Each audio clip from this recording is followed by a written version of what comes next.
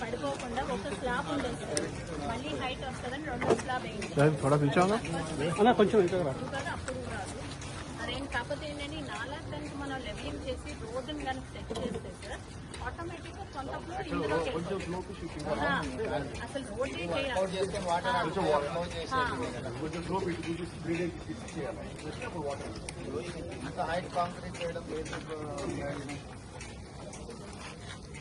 మొదలైతే ఉంది కదా 4 ఇంచ్ 6 ఇంచ్ కాబట్టి ఆల్మోస్ట్ 12 ఇంచ్ చేసి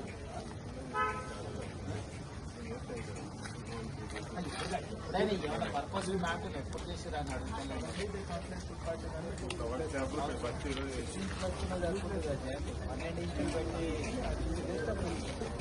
ఆరిపోయినా కూడా 6 ఇంచులు సరిపోతుంది.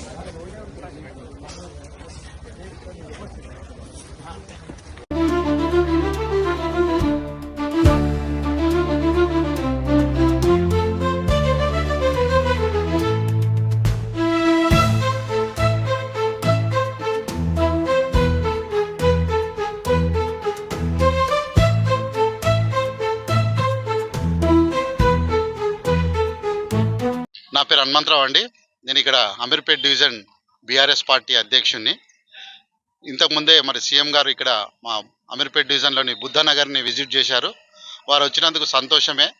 కాకపోతే సీఎం గారిని నేను అడిగాను, సార్ ఈ యొక్క సమస్యల గురించి మరి స్థానిక ఎమ్మెల్యే గౌరవనీయులు శ్రీనివాస్ యాదవ్ గారికి పూర్తి అవగాహన ఉంది కాబట్టి మీరు అతనికి కూడా చెప్పి మీరు తీసుకుని వస్తే బాగుండేది సార్, మీ నిజాయితీగా ఉండేది. అప్పుడు ఏంటంటే ఆయన ఈ విషయంలో ఈ వాటర్ ఇక్కడ వచ్చి మునిగిపోతున్న మైత్రివనం నుంచి వస్తూ గాయత్రి నగర్ బుద్ధనగర్ వరకు వాటర్ ఫ్లోయింగ్ ఎక్కువ ఉంది. మొన్న వచ్చిన వర్షానికి కూడా చాలా ఇబ్బందులు పడ్డారు. కాబట్టి దానికి పూర్తి స్థాయిలో మరి అవగాహన వ్యక్తి రంగనాథ్ గారు కూడా ఉన్నారు తోడుగా, అలాగే స్థానిక కార్పొరేటర్ గారు కూడా ఉన్నారు, కేతిరేని సరళ గారు, అలాగే ఎమ్మెల్యే గారు కూడా ఉంటే ఆయనకు ఈ యొక్క డివిజన్లో ఉన్న సమస్య గురించి, ఈ యొక్క వరద ఉధృతి గురించి ఆయనకు పూర్తి అవగాహన ఉంది. కాబట్టి అతను ఉంటే ఇంకా బాగా ఉండేదని నేను అడగడం జరిగింది.